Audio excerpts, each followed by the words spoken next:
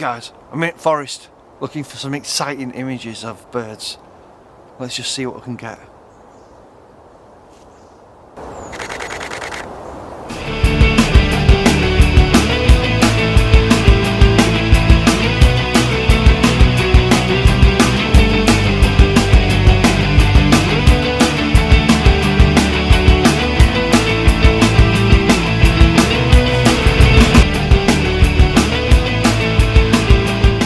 Right guys, I just want to show you the difference between apertures and what a big difference a large aperture has versus a small one. So as you can see, at 2.8 here at ISO 1000 on the EOS R6, I'm getting a 1600 shutter speed. So if we drop that down to f4, suddenly a massive difference to 800th of a second. So we've lost a thousandth of a shutter speed there. Let's bring it down to 5.6. That drops down to 400th of a second.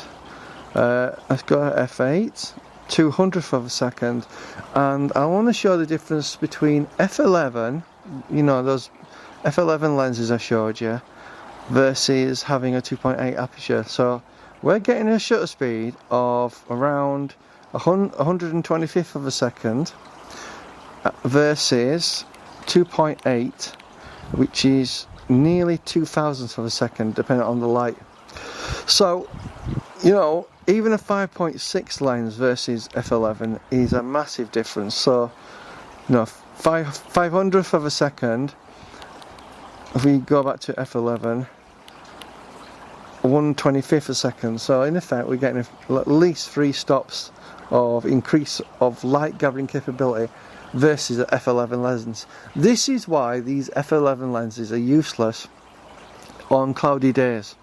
You won't get fast action pictures using those lenses unless you're ramping your ISO really high.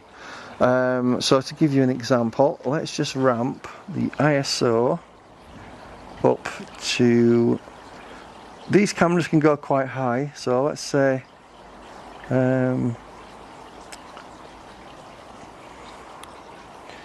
let's go to 5000 or 5000 ISO. So we have to go up to 5000 ISO to get anywhere near what a 5.6 aperture would give us. So that we've got 640th of a second at f11. Now watch what happens if I stay at ISO and bring it down to 5.6. 2500, massive difference there. And let's see what the difference would be if we had an f4 lens, for example a 500 f4, 5000th of a second at ISO 5000. And for argument's sake, let's try a 2.8, which will literally go to the max.